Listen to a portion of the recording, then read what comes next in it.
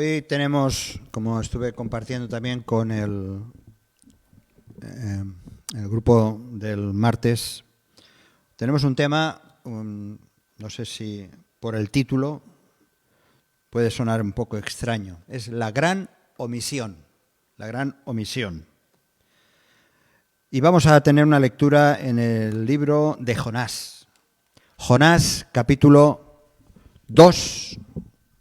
Es una oración, la oración de Jonás. Jonás, capítulo 2, versículos del 1 al 10, todo el capítulo. Es esa oración que Jonás hizo en el interior del vientre del pez.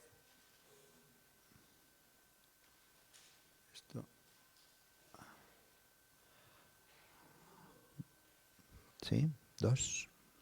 Capítulo 2. Tenemos capítulo 2 de Jonás. Dice así: Entonces oró Jonás a Jehová su Dios desde el vientre del pez y dijo: Invoqué en mi angustia a Jehová, al Señor, y él me oyó. Desde el seno del Seol clamé y mi voz oíste. Me echaste a lo profundo, en medio de los mares, y me rodeó la corriente. Todas sus ondas y tus olas pasaron sobre mí. Entonces dije: Desechado soy de delante de tus ojos, mas aún veré tu santo templo. Las aguas me rodearon hasta el alma, rodeóme el abismo, el alga se enredó a mi cabeza. Podemos imaginar esa situación tan extraña, pero que estaba ahí Jonás experimentando. Dice: Descendí a los cimientos de los montes, la tierra echó sus cerrojos sobre mí para siempre, mas tú sacaste mi vida de la sepultura, oh Señor Dios mío. Cuando mi alma desfallecía en mí, me acordé del Señor. Y mi oración llegó hasta ti en tu santo templo. Los que siguen vanidades ilusorias, su misericordia abandonan. Mas yo con voz de alabanza te ofreceré sacrificios, pagaré lo que prometí, las salvaciones del Señor. Dice: y mandó el Señor al pez y vomitó a Jonás en tierra. ¿Cómo quedó registrada esta oración? No lo sé, no tengo ni idea, pero refleja, aparte de ser palabras proféticas de lo que el propio Señor Jesús iba a experimentar, lo cierto es de que refleja el corazón de un hombre que está viviendo una situación complicada por sus decisiones, pero como él al final acaba centrándose en el Señor y acaba alabándole. Bien, vamos pues a pensar un poco en la comisión ahora sí. En el Código Penal español, está tipificado como delito el concepto de omisión del deber de socorro, que castiga a quien no presta auxilio a otra persona que se encuentra en un peligro evidente y un peligro grave, siempre que no represente un riesgo a sí mismo. Esta omisión de socorro o de ayuda se castiga con una pena, se castiga con una pena de prisión de 3 a 12 meses. Pero si además el causante de esa situación es uno mismo, y si es un accidente, por ejemplo, y no prestas atención o auxilio a esa persona, que tú has provocado el accidente, hasta te pueden caer hasta 4 años de cárcel. Todo depende mucho de las situaciones. Así que es serio, el tema de omitir ayuda a un tercero.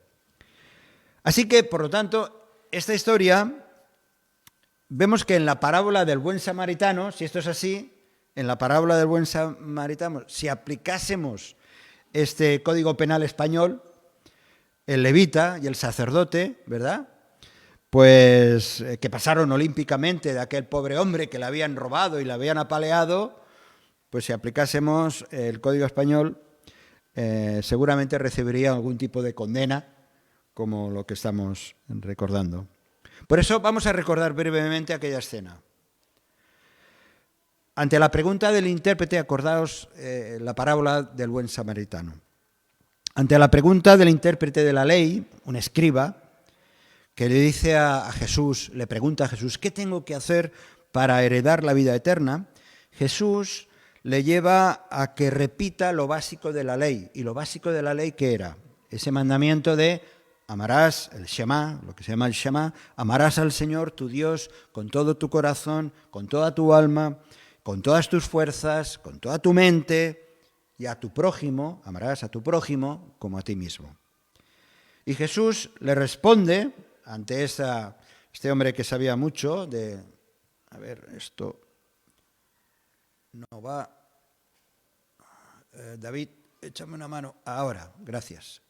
Le responde el Señor Jesús, vale, lo sabes muy bien, pues haz esto, amar a Dios sobre todas las cosas, ama a tu prójimo como a ti mismo, le dice el Señor, haz esto y vivirás. Y entonces el escriba responde, bueno, pero para ir retorciendo el tema, ¿y quién es mi prójimo?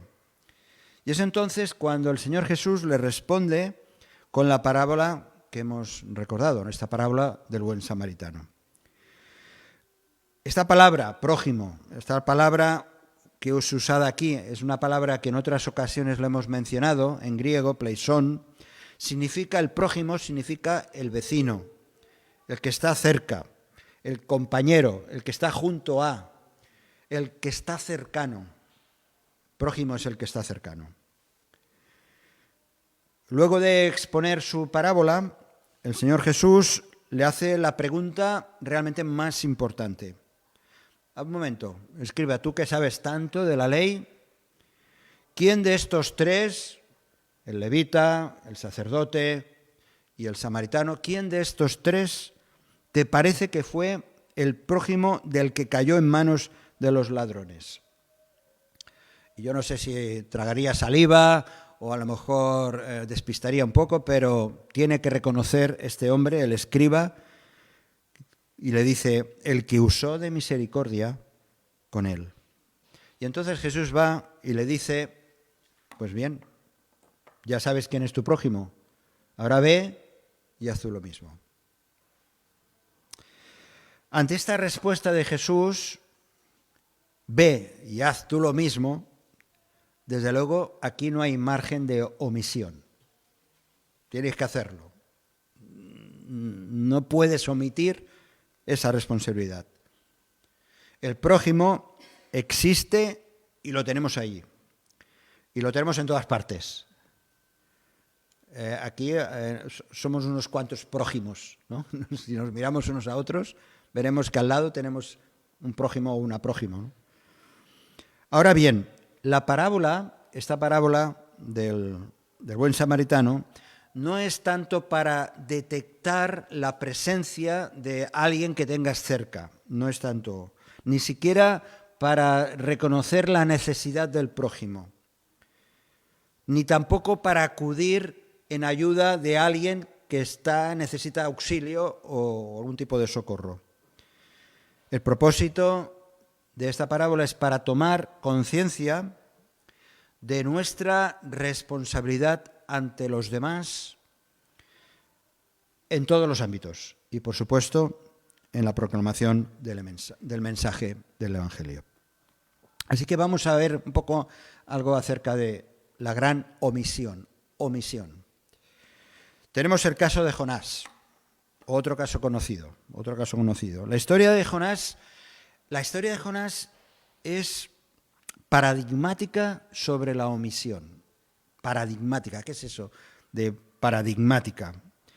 Un paradigma, esta palabra, describe un conjunto de experiencias, de valores, que nos ayuda a percibir una realidad. Un ejemplo, es como si fuera un teleobjetivo, la idea esta del paradigma, es como si fuera un teleobjetivo, que algo que está lejano, gracias al teleobjetivo lo puedes atraer hacia ti y puedes de alguna manera experimentar o vivir o aprender de lo que está ocurriendo en la lejanía.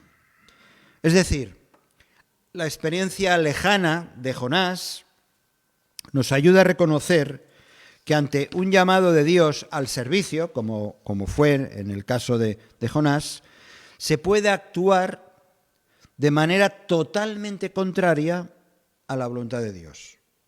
La experiencia de Jonás nos trae, es un paradigma, nos acerca una realidad que puede ser también la nuestra. Es decir, hay un llamado de parte de Dios, hay un deseo, una voluntad, y nosotros podemos reaccionar totalmente al contrario de ese deseo de parte de Dios.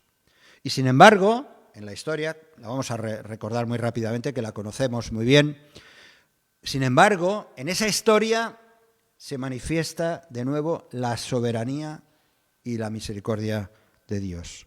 Porque de una u otra manera Dios siempre actúa. Jonás llevó a cabo su gran omisión. Dios le dio la gran comisión de anunciar el pecado y de denunciar el pecado y el posterior arrepentimiento de Nínive. Pero la primera reacción de Jonás ante esa comisión de parte de Dios, hacia ese encargo de parte de Dios, la reacción de Jonás fue todo lo contrario, ¿verdad? Todo lo contrario. Él protagonizó esta gran omisión, omitió el mensaje. A ver, ¿qué es eso de omisión? Omisión es dejar de hacer o de hablar lo que tienes que hablar o lo que tienes que hacer. Eso es omitir. Omitir es dejar de hacer algo. Sin entrar en demasiados detalles, recordemos rápidamente la historia de Jonás. Primero hemos de decir, no sé si lo habéis observado, pero cuando uno va al libro de Jonás, ve que tiene una narrativa diferente del resto de los profetas menores. El libro de Jonás está en medio, es como si fuera una especie de paréntesis, está en medio de otros libros de los profetas menores. Es una historia sencilla, se puede entender fácilmente, le puedes poner todas las dudas que quieras, pero se puede leer fácilmente. En la escuela bíblica de los niños, normalmente, o en los cuentos, ¿verdad? La historia, quizá por lo del gran pez, que a veces se habla de ballena, pero era un gran pez. No se enseña, por ejemplo, normalmente, pues las historias de Abdías, de Amós, de Habacuc, no, pero la de Jonás sí, porque es una historia que la podemos entender fácilmente. Esta historia, desde luego, para nosotros no solamente es importante, sino que también era importante en la historia de Israel. Y es tan importante que el propio Señor Jesús, delante de su audiencia, aquellos que le estaban escuchando, la recuerda, el Señor Jesús la recuerda para hablar de sí mismo y de hablar también de ese llamado al arrepentimiento. En Lucas capítulo 11, versículos 29 a 32, habla el Señor Jesús y dice: esta generación es mala. Demanda señal, demanda pruebas, milagros, pero la señal no le será dada, sino la señal de Jonás. Jonás, que había pasado unos cuantos cientos de siglos, unos cuantos siglos. Dios quiere de alguna manera, y Jesús quiere dar crédito a la historia de Jonás. Y lo hace. Pero hace una referencia, cuando habla de Jonás, está también haciendo una referencia al hecho profético, como iba a ocurrir horas después, al morir y resucitar al cabo de 3 días. Pues bien, volviendo a la historia de Jonás, en una época posexílica, la historia de Jonás más o menos fue unos 750 años más o menos antes de Cristo. Dios quiere, en una situación así, Dios quiere enviar a Jonás a una ciudad, fijaos, a una ciudad no hebrea, que estaba Nínive a unos cuantos centenares o 1000 o 2000 kilómetros de distancia de donde estaba Jonás. Además, una ciudad que formaba parte de ese mundo imperialista que incluso había llegado a la destrucción y a la deportación de Israel. Y Dios quiere enviar a Jonás a Nínive, una ciudad grande, no solamente grande en dimensión, sino, dice la Escritura, grande en maldad. Delante de los ojos de Dios, una ciudad que abundaba el pecado. Pero desde luego vemos que Jonás no está por la labor. Jonás dice, uy, sí es una ciudad que está fatal, es una ciudad que está muy mal. Y dice el relato del libro que Jonás quiere huir de la presencia del Señor.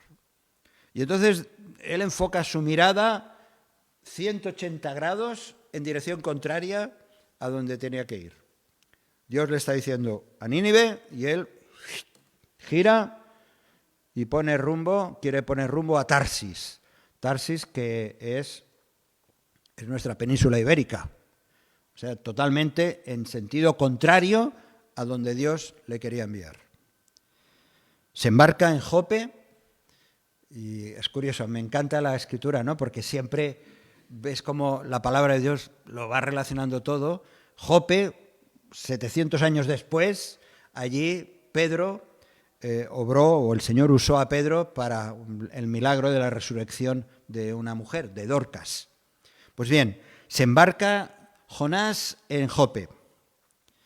Y ya sabéis, Dios levanta una tormenta, los marineros están llenos de pánico, mientras Jonás está ya al fondo del barco, durmiendo, pero intentan descubrir aquellos marineros cuál es la causa de la tempestad y lo echan a suertes, ven que le toca a Jonás que dé su explicación y él reconoce que finalmente está huyendo de la presencia de Dios.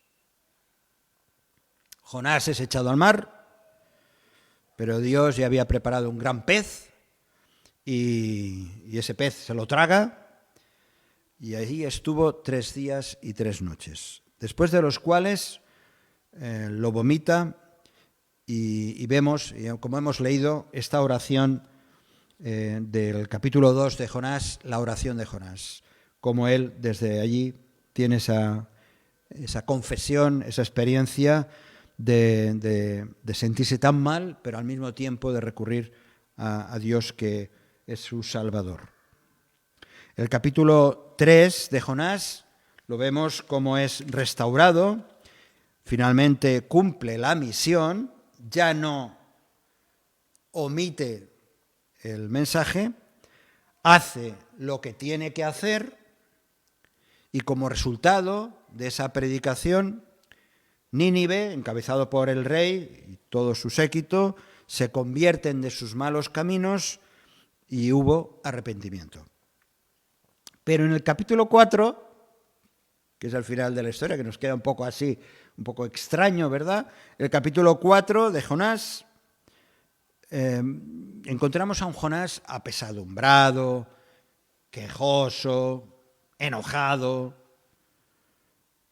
porque Dios, según él, había tenido misericordia, ya sabía lo que iba a ocurrir y le ha hecho pasar por toda esa historia. Incluso él, Jonás, intenta justificar su omisión. Cuando él decidió dirigirse a Tarsis, era ¿para qué? ¿Para qué voy a ir? ¿Para qué voy a ir? Jonás, fijaos en esta historia, Jonás, que una vez que ha salido del pez, que ha restaurado y todo eso, ha dado 2 pasos adelante, pero 1 atrás. Pasa la historia de la calabacera. Lo interesante de esto es que Jonás no las tiene todas consigo, que a pesar de, dice la Escritura, que dice que se sentó allá a ver cuál era la reacción de la ciudad, de Nínive. Así que no las tenía todas consigo. Él había anunciado o denunciado el pecado, estaban ocurriendo cosas dentro de la ciudad, pero él se queda para ver lo que va a ocurrir. Y entonces Dios preparó, dice, un gusano para secar la calabacera. Esta es toda una enseñanza sobre la soberanía y la misericordia de Dios, por encima de nuestras quejas, por encima de nuestras opiniones, por encima de nuestros lamentos y omisiones. Dios es soberano. Por eso dice el Señor, ¿y no tendré yo piedad de Nínive?, le dice a Jonás, aquella gran ciudad donde hay más de 120.000 personas que no saben discernir entre su mano derecha y su mano izquierda y muchos animales. ¿No voy a tener yo misericordia? Quedémonos con esta pregunta. Mientras nosotros podemos contemplar las situaciones que giran alrededor nuestro, ¿Dios no va a dejar de tener misericordia? Por eso decía antes que Jonás es un paradigma. Jonás es un paradigma, nos trae verdades de la experiencia de Jonás, nos trae verdades de nuestra propia experiencia, que como él, como Jonás, ante las demandas claras de parte de Dios, muchas veces salimos por peteneras, salimos en dirección contraria a lo que Dios nos está pidiendo. La historia de Jonás es nuestra historia. No sé si estás de acuerdo conmigo. ¿Cuántas veces actuamos, pensamos, vivimos en esta situación como Jonás? Dios nos está diciendo una cosa y vamos en dirección contraria. No es que dejemos de ser sus hijos, no es que dejemos de ser sus enviados, sus profetas, lo que sea. Sencillamente es que podemos estar viviendo en una gran omisión. Podemos estar viviendo en una gran omisión de los deseos de nuestro Padre Celestial, en lugar de estar cumpliendo la gran comisión.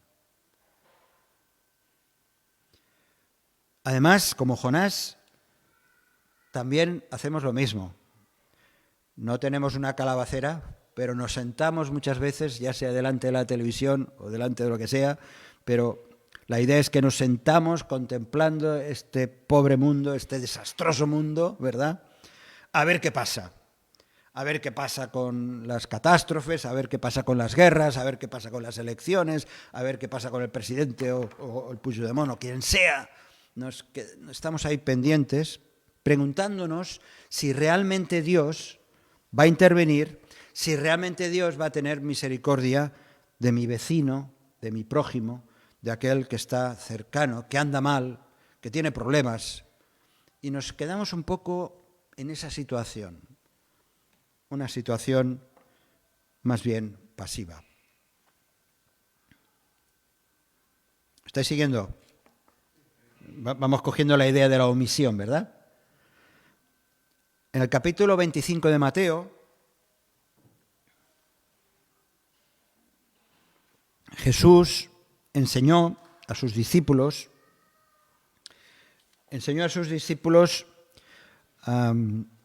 que la omisión lleva a la pasividad y que esa omisión que lleva a la pasividad trae consecuencias.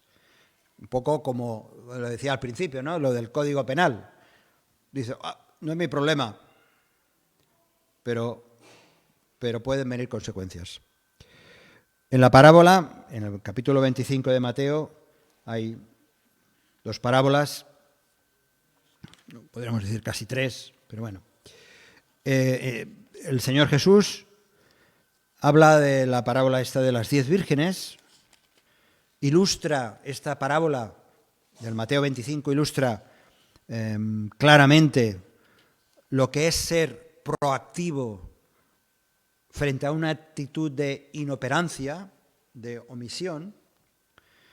La parábola habla acerca de un reino venidero, es una parábola, no es una historia real, pero es una parábola, hay una enseñanza, y habla de un reino venidero, un novio que regresa, junto con 10 vírgenes que deben de llevar unas lámparas de aceite para recibir al novio.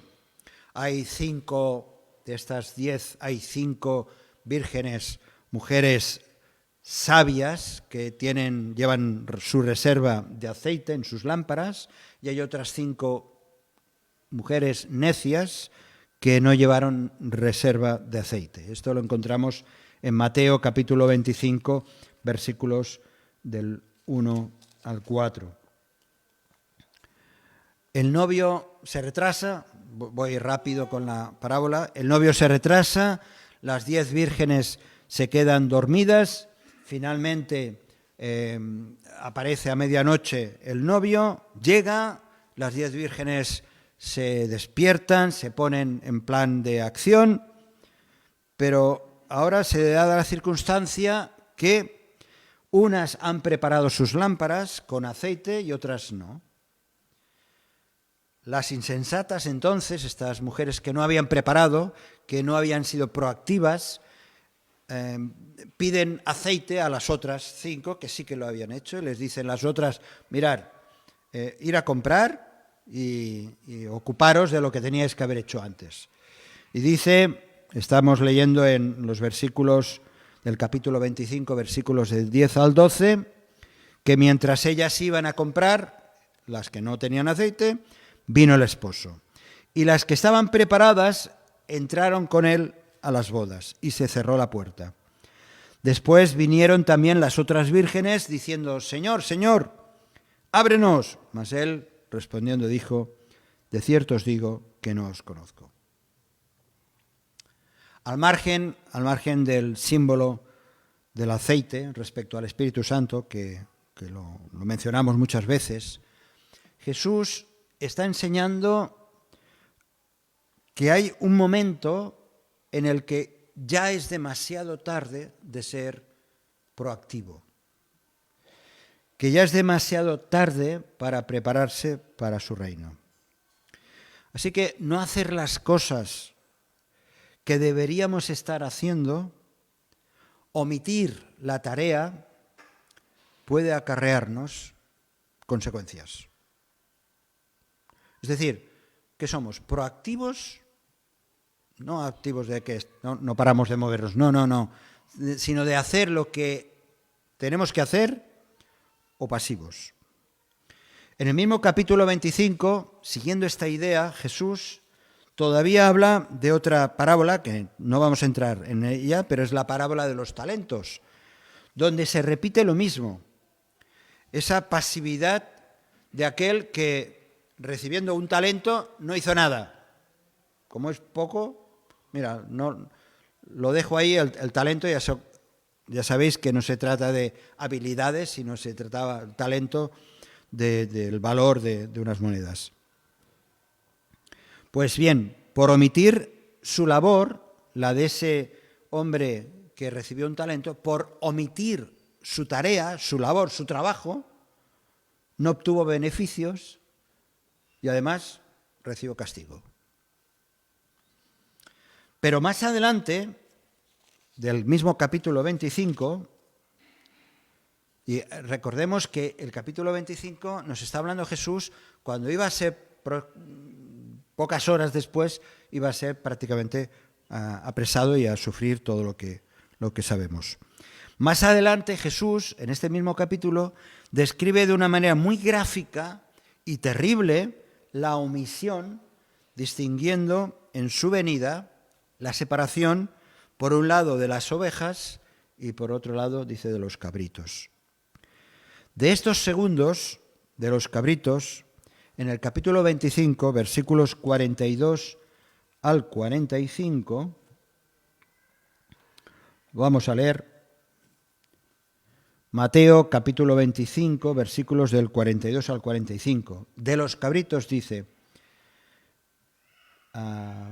dice antes, apartaos de mí, malditos, al fuego eterno, preparado para el diablo y sus ángeles, porque tuve hambre y no me disteis de comer, tuve sed y no me disteis de beber, fui forastero y no me recogisteis, estuve desnudo y no me cubristeis, enfermo y en la cárcel y no me visitasteis?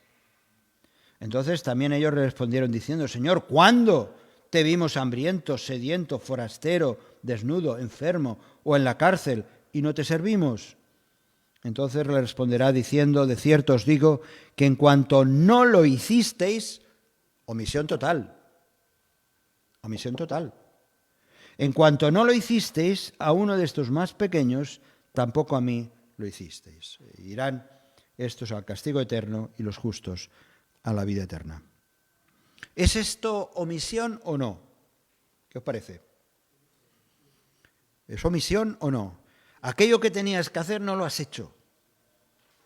No has estado atento a las necesidades.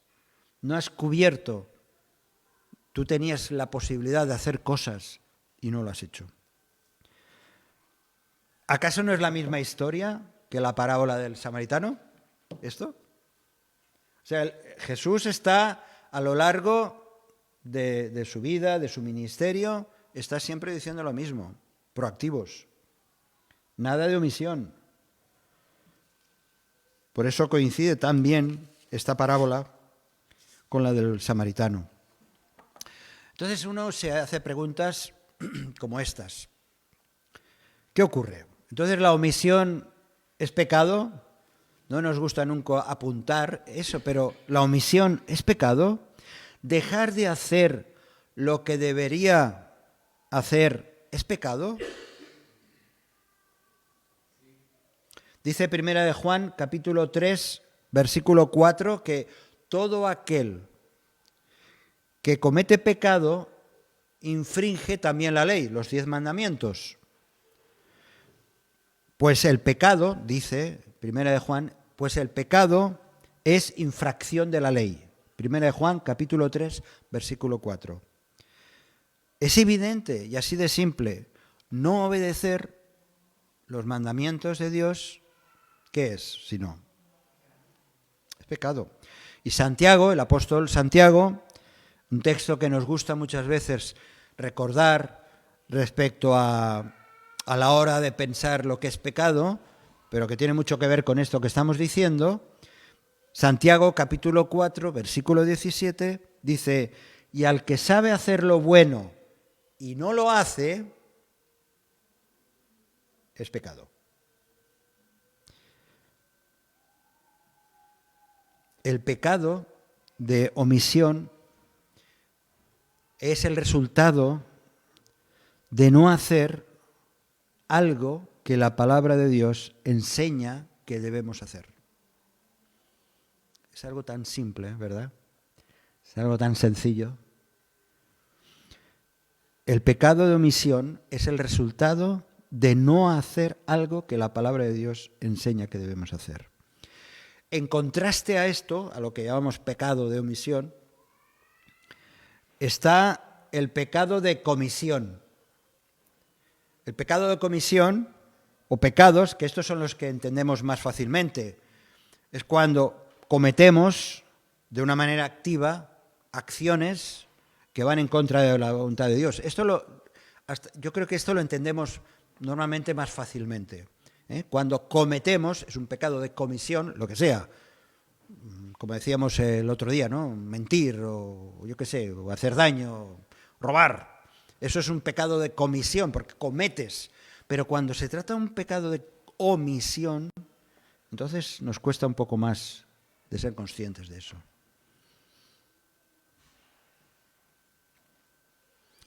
Pablo, menos mal que Pablo también experimentaba todo esto, ¿no?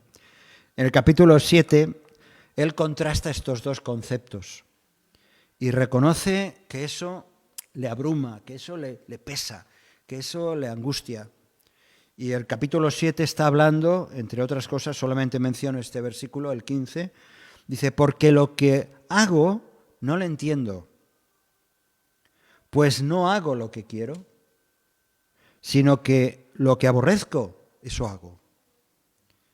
Él, Pablo, el apóstol Pablo, condena su tendencia a ambos tipos de pecado, tanto al de omisión como al de comisión. Él hace, dice Pablo, Él hace lo que no quiere hacer y sabe que es malo. Él hace lo que no quiere hacer y es malo. El pecado de comisión.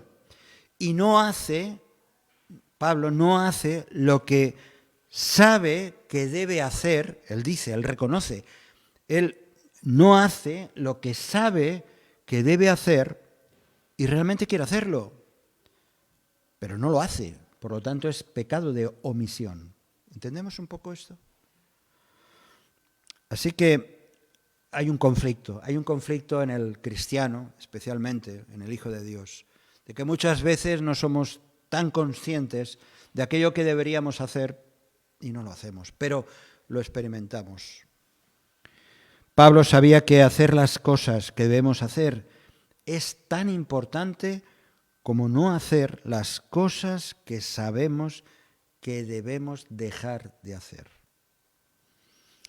En la parábola de los talentos, Jesús resalta a aquellos que hicieron lo que tenían que hacer, ¿verdad? Aquellos a los que les dio determinado número de talentos, Jesús resalta que aquellos hicieron lo que tenían que hacer, y lo hicieron, y por eso fueron premiados con más beneficio.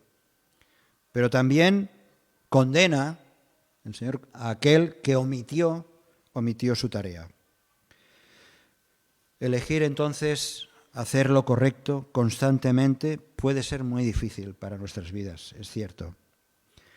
Tomar la decisión de hacer lo que debemos hacer, lo que el Señor nos está indicando, lo que nos está mandando, muchas veces se hace complicado, se hace difícil, pero es lo correcto, es lo que está bien delante de los ojos de Dios. No quiero dejaros con esta sensación de decir, bueno, esto es importante. Es cierto que hay tantas cosas que omitimos, que nos pueden generar angustia, cuando tomamos conciencia, es que no hago esto, es que no hablo, es que no comparto, es que no ayudo. Y podemos sentir una sensación de angustia, de impotencia, dar la sensación de que siempre vamos a estar perdiendo, que es un partido en el que perdemos, que es imposible, podemos pensar es imposible cumplir todo lo que el Señor nos dice, cada uno de sus mandatos, fallo tanto. Sin embargo, hermanos, hermanas, tenemos una carta para jugar, tenemos un as en la manga, que es el Espíritu Santo. Es el Espíritu Santo. Justamente en Mateo 28,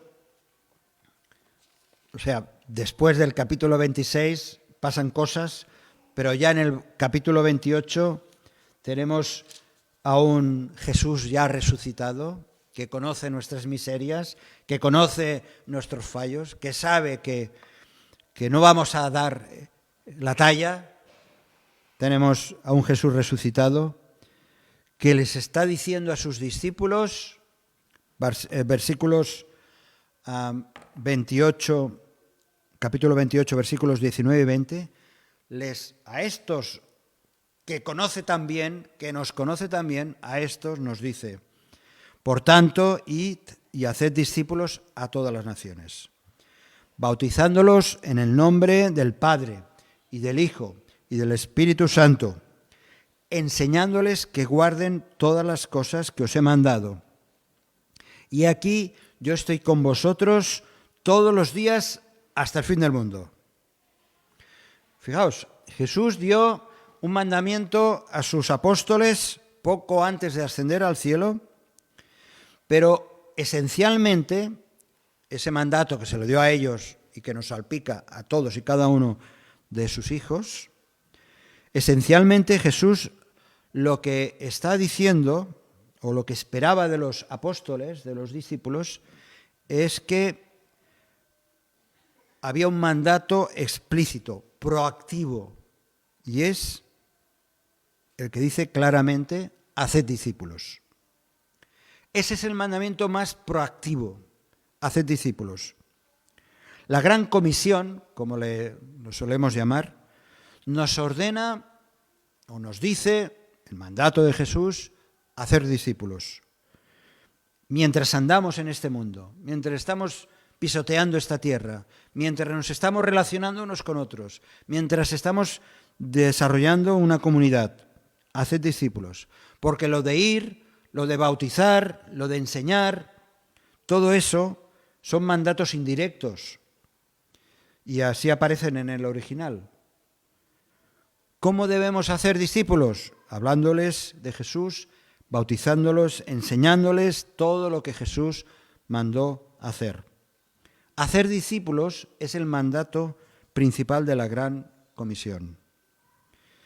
El mandato de la Gran Comisión es hacer discípulos, lo cual significa enseñar, ayudar, entrenar, seguir, obedecer a Cristo, madurar, que es lo que estamos considerando los martes, estos días. Eso solo es posible, hermanos, por medio de la acción del Espíritu Santo. Por medio de la acción del Espíritu Santo en nuestras propias vidas. Por eso el Señor Jesús en Hechos, capítulo 1, versículo justamente antes de ascender a los cielos, Hechos, capítulo 1, versículo 8,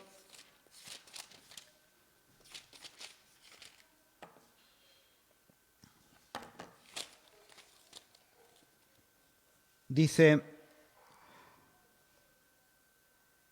pero recibiréis poder cuando haya venido sobre vosotros el Espíritu Santo. Y entonces me seréis testigos en Jerusalén, en toda Judea, en Samaria y hasta lo último de la tierra. La Gran Comisión se hace posible solo por el poder del Espíritu Santo en nuestras vidas. La Gran Omisión